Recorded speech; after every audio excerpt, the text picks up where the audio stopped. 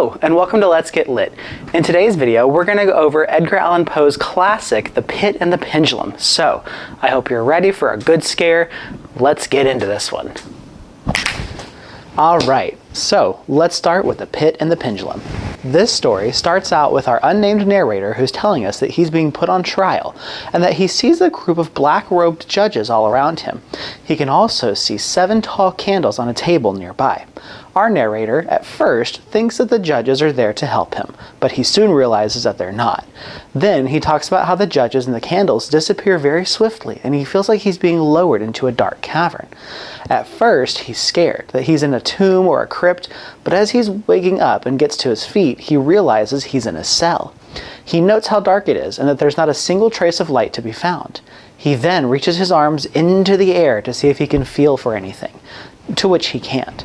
He does state that he's reaching outward, he can feel a wall. So, he reaches into his pockets, hoping to find a small blade that he had on him when he entered the room.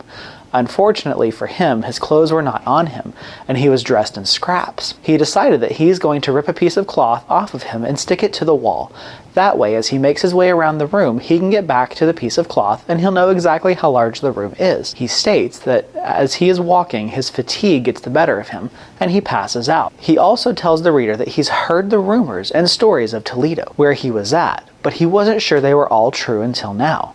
He says that when he wakes up, he finds a loaf of bread and a pitcher of water next to him.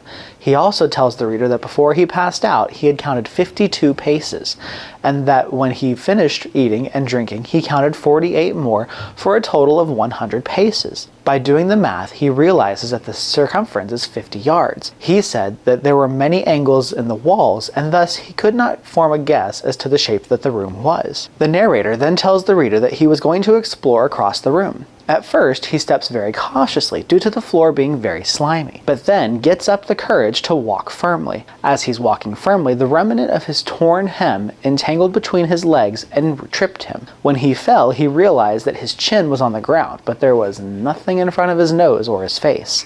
He reaches his hand out and realizes there's nothing in front of him. There is nothing but a pit. He goes back to the wall to grab a small stone from it. He makes his way very cautiously back to the edge and throws the stone into the pit. He can hear the stone hitting against the sides of the pit until it makes a splash down below. At the same time, the stone hits the water. There was a rapid closing of a door overhead, and he could see a faint gleam of light flashing suddenly through the gloom and doom, but then quickly faded away. When he takes in his surroundings for the brief glimpse of light, he realizes that he must now be a prisoner in the Inquisition. He has heard stories of the Inquisition torturing people, and that they usually gave people an option of a quick death that they could give to themselves or a long, torturous one. Our narrator decides to go back to the wall and not jump in the pit. He mentions that he stays awake for quite a while, but soon sleep overtakes him. When he wakes up, there again is a loaf of bread and a pitcher of water. So he drinks the water down, and as soon as he drinks the water down, he realizes it must have been drugged because he soon fell asleep. When he wakes up, he sees that he's been moved and that he was now able to see the extent and aspects of the prison. He tells the reader that now that he has a better view of the prison and where he's located,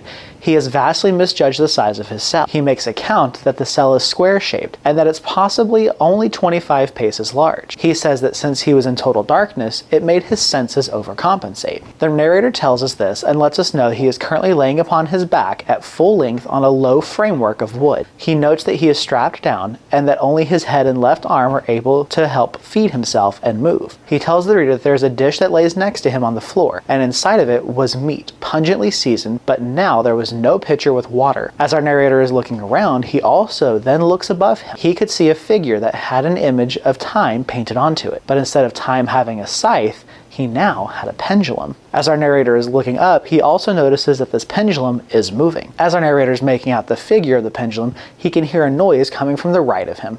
He looks over and sees a group of rats coming towards him, going after the meat. Our narrator uses every ounce of energy that he has to scare the rats away. Our narrator notes that this probably took him 30 minutes to an hour. He's unsure of the time due to the fact that in this space he has no recollection of time. He does state that when he is successful in scaring the rats off, he looks back up and to his horror the pendulum has now come further down towards him, almost a full yard. Our narrator tells us that for hours upon hours he could hear and sense the pendulum getting closer and closer to him, inch by inch. He also notes that he could smell the metal from which it was made. Our narrator also says that he prayed profusely, hoping that heaven would intervene, but as the blade got closer and closer, he started to become more delirious. He then tells us that he suddenly begins to get very calm and starts to accept his death. At a certain point, when our narrator is certain that he is about to die, he senses the pendulum has stopped, and for a moment, he has hope. He then tells us he gets hungry, so he reaches his arm out as far as he is allowed and takes a small possession of the meat that was remaining. He soon realizes the pendulum is not stopped and continues to come closer and closer to him. He realizes that this pendulum is going to cut directly across his heart. As the pendulum is getting closer, more ideas rush to his head about escaping. At one point, he wonders if he's able to use the pendulum to cut the bondages off of him and help him escape. He realizes, though, that the straps are not in line with the pendulum. Our narrator begins to give up hope that he will escape. He does take note that he's lying motionless. He can see a swarm of rats looking at him. He spreads the spices from the meat onto the straps that are holding him down. Two of the rats that were very bold decided to jump on the wooden framework that our narrator was lying on. This seemed to cause a rush of all the other rats. All of the rats make their way onto the narrator and begin to chew through the straps that are holding him down.